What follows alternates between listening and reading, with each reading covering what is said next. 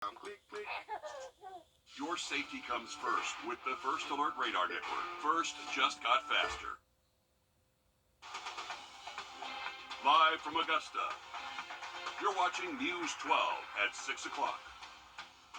Good evening. His name was Tyreek Robinson. He made history as the youngest person ever elected to the Richmond County School Board. He died a few days after the election before he could even take office. His business partner contacted the media saying Tyreek needed to step down. She alleged he stole $250,000 from her, but she never went to law enforcement. Instead, she went to a courthouse. More than a year later, on their son's birthday, Tyreek's family and that former business partner met in a courtroom. Senior investigator Liz Owens takes us there. Well, Kim Gowdy, Tyreek's mother, went to file as an administrator of Tyreek's estate after he died. It was only then she learned the same woman who accused her son of stealing also filed. Attorney Randy Frails walks past the family of Tyreek Robinson. His client, Melissa Oden, follows behind with her son and hairdresser. Both parties are in the same room together. All right. For the first time since Tyreek's death, on the day of what would have been his 22nd birthday. All right, I'm going to call the case in regards to Tyreek Robinson, deceased, as I understand it. And the pleadings indicate we have two competing petitions for administration. Kim Gowdy filed as heir, Melissa Oden as a creditor. Georgia Code requires Judge Harry James to make an appointment that will best serve the interest of the estate. We believe that the evidence is going to show that while Mr. Robinson was engaged in employment with Dream Transportation, which is a company that is owned by Ms. Oden, that he engaged in fraud. The opening statement sounds more like an opening statement made during a criminal case than a hearing about an estate in probate court. But this isn't an ordinary estate hearing either. She filed this petition as a creditor. Your Honor, we believe that the evidence will show that over the course of business with Mr. Robinson, Mr. Robinson incurred debts through different means and methods totaling $73,031. Initially, Melissa Oden publicly accused Tyreek Robinson of stealing $250,000. When he died, a woman claiming to be his mentor accused Robinson of fraud. Our investigative reporter Liz Owens has been digging into those allegations. She joins us with that. She contacted the media, including the I-Team.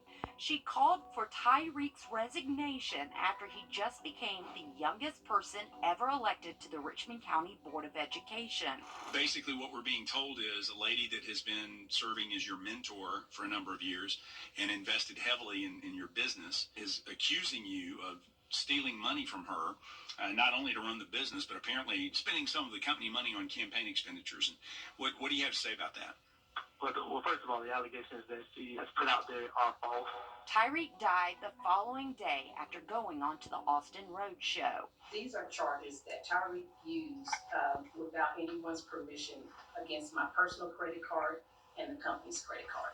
Melissa Oden met Tyreek through his godmother, her hairdresser, the same hairdresser in court with her today. So Tyreek was listed as a 20% owner because he had his CDL license, and his responsibility was to drive the semi-trailer. Melissa and Tyreek opened Dream Transportation, a trucking business, a few weeks after meeting each other. Okay.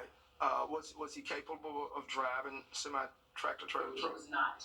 He created a lot of things for the company, even to security drivers that drove, and I witnessed them on phone calls with them when they had problems with the truck, with the drivers, and vetting them and trying to get them on board to get the company out.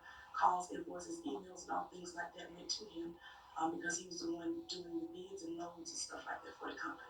Tyreek's age kept him from utilizing his commercial driver's license from the National Guard, but emails and texts support his mother's testimony about his role with Dream Transportation. We see a charge to Azalea Outdoor for $1,620. Correct. Okay, and that was on October 13th. Did you authorize that? Not at all. Melissa claims one of the fraudulent charges on her card was for a billboard Tyreek purchased during his campaign.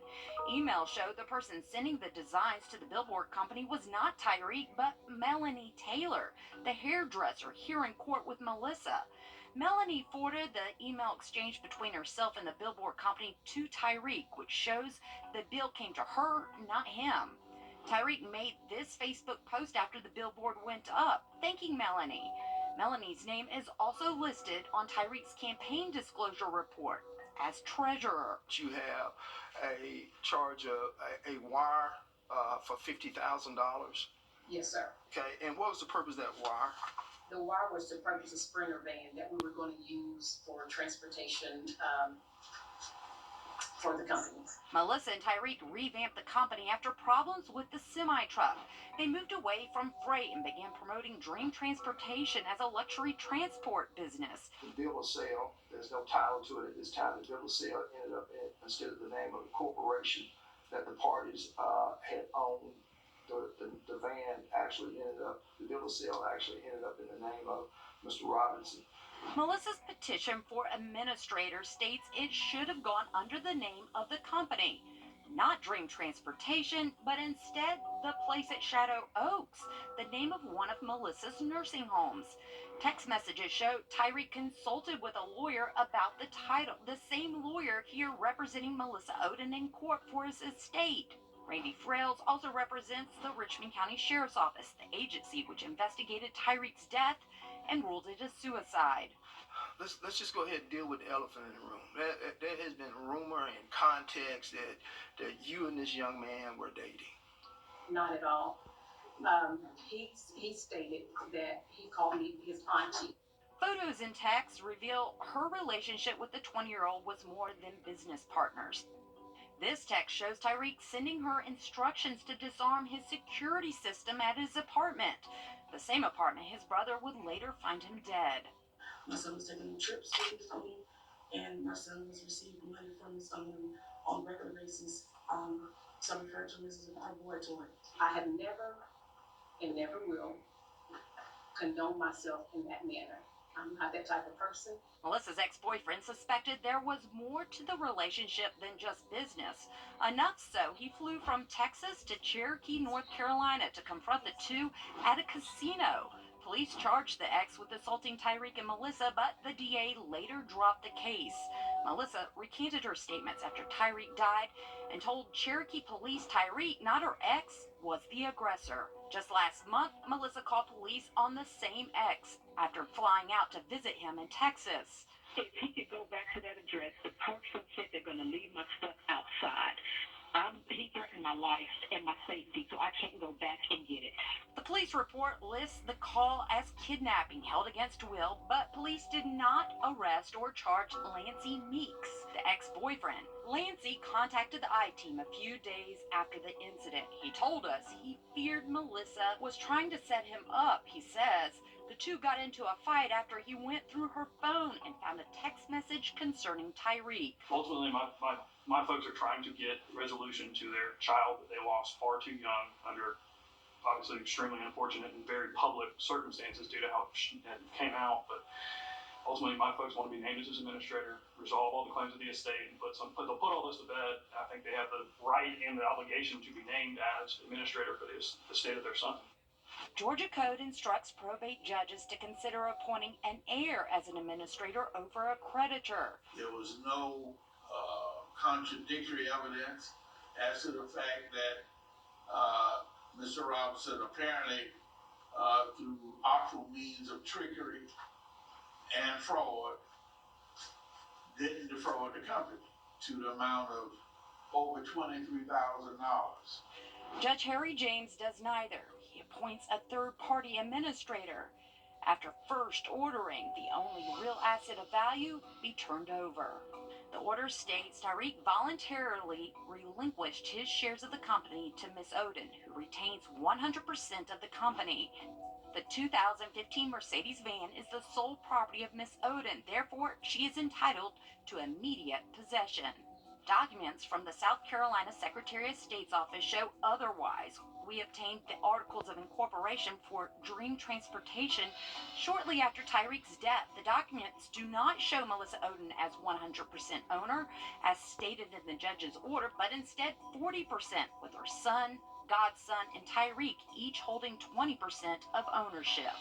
The order continues. The decedent, through deceitful practices, embezzled a total of $23,000 from Miss Oden and the company by falsifying invoices and charging personal items to her credit card without her permission, which makes her a bona fide creditor of the decedent's estate. Melissa Oden never went to the sheriff's office with the criminal allegations against Tyreek. Law enforcement never had the opportunity to investigate. Instead, Oden brought her allegations to a court without the authority to hear criminal complaints, but the only court with jurisdiction over a dead man's estate.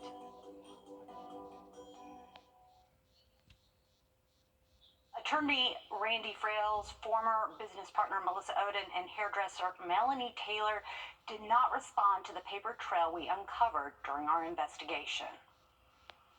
Liz Owens, thank you for that I-Team follow-up. Coming up, a local woman taking some new steps in life after a tragic loss of her granddaughters.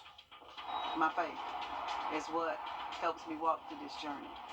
We share an update on the deadly house fire on Moore Road in Augusta, next on News 12. Well, we did see highs hit the 70s today, but we are going to see cooler temperatures heading into the weekend. We'll have that full forecast next. Time, and then warmer high temps by Wednesday and Thursday next week. We are learning some new information about the house fire that claimed the lives of two local children on Moore Road a week ago today. 10-year-old Taisha Clifford, 7-year-old Aubrey Williams, both died in that home. Investigators say the blaze started in the living room. It goes on to say there were no smoke detectors inside. Tonight, Taisha and Aubrey's grandmother is doing what she can to keep their memories alive, and she sits down with our own Sydney Hood. You wouldn't know from the looks of it now. It's not a home. But at one point, this home It's not where my grandchildren are. was a happy place. It's just the site of a tragedy for me now. It's almost unbearable. I don't ride by the house. There's nothing there for me. This is the yard her granddaughters used to play in. There's never a time that I pulled up in that driveway, they did not come out running out to the car happy. Those happy girls you see here are Aubrey and Taisha. They could give you the tightest hugs. Those hugs, those kisses, those smiles are no more. I thank God for the time I had with them because they were not promised to me, not in their day. So I thank God for it. She also wants to thank you. And I can't say thank you enough. The people that I have never met in my life, who have loved my grandchildren just as much as I have. You might ask yourself, but how will we move forward? The answer might surprise you. It will be hard. We will do it because we have no choice but to do it. We can't stop living because we lost two. We have to live even harder. Live a life like Taisha and Aubrey, full of color, full of smiles, full of life. In Augusta, Sydney Hood, on your side. On Monday, there will be a funeral for the girls at Greater Young Zion Baptist Church. It's off Sandbar Ferry Road. We have an update tonight about the incident almost 2 years ago at the Webster Detention Center. We've told you so much about this week. Today, FBI agents in Atlanta confirming to our I-Team they are aware of the situation as well. A source leaked this body cam video to our I-Team to shed light on what led to multiple deputies being arrested last week and this week. You can see this full video on the website and the app. Still ahead on News 12, a field of dreams becomes a reality. Your first look at the future of the North Augusta Miracle League right after this break. First, on the road to being carbon neutral by 2050. And certainly not our last.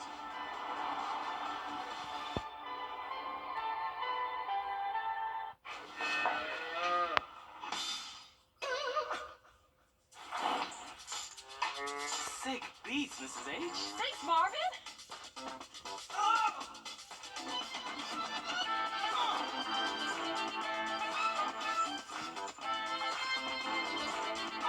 When you join the Players Club, you get way more than you expect. More chances, more wins, more surprises. The Players Club. More happens here. A new handicap-accessible baseball field broke ground today in North Augusta. It's designed to let players, no matter their ability, enjoy sports. Nick Veland takes us to the Miracle Field at Riverview Park. Disrupting dirt for inclusion. They pinch me. Is this really finally happening? I mean, it's like, it's finally coming here, and I'm ready. We're all ready to play ball. Pamela Stickler, the founder of the Wrecking Crew, fights to level the playing field, and soon everyone in the area will have a field of their own. It's the best definition of inclusion. Everybody talks about it. This is it. The area will soon be 2 baseball fields with accessible dugouts so wheelchairs can go easily in and out. It also can be used for other sports too. The surface will be soft to prevent concussions, giving those who might not have had a place to play their own field of dreams. It's going to be great to actually have a field that we can go out and play on. And I also will know that everybody will be safe on it. And we just want to play ball. They're still fundraising for Phase 2 of the project, which will be a handicap-accessible pavilion. Stickler asked for those to consider to donate. They're investing in these individuals that are going to be playing on it, actually live here, and makes them feel included in the community too. In North Augusta, Nick Veland on your side.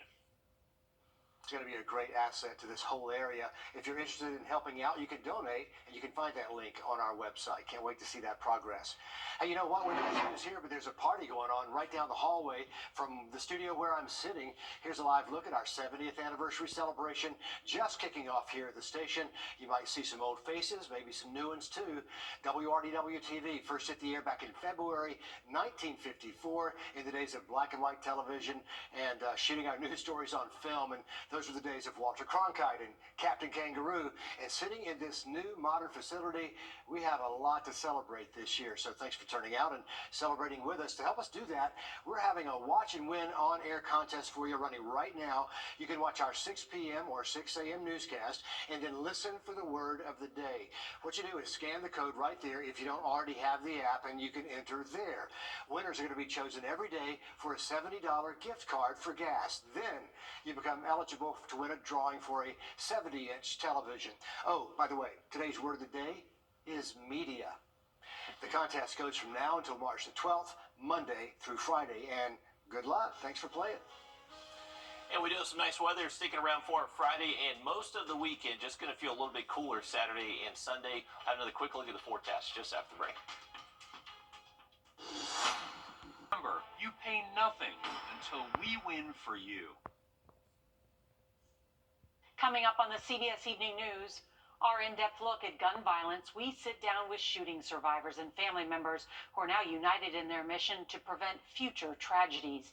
That and more headlines tonight on the CBS Evening News. Well, here's a live look outside of our studios where we are going to see a nice evening, mostly clear at the moment, but a few more clouds will start to build in for the rest of tonight.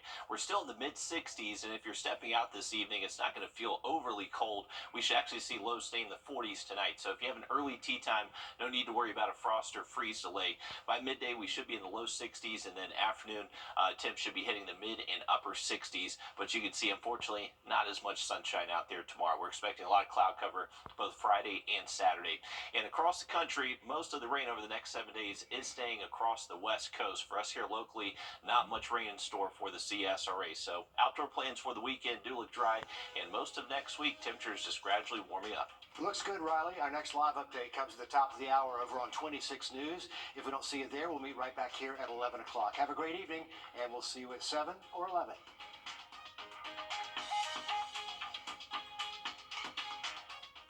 At the CBS Evening News, we focus on solutions, finding solutions to help people understand what are the right choices to make for you and your family. Alexa,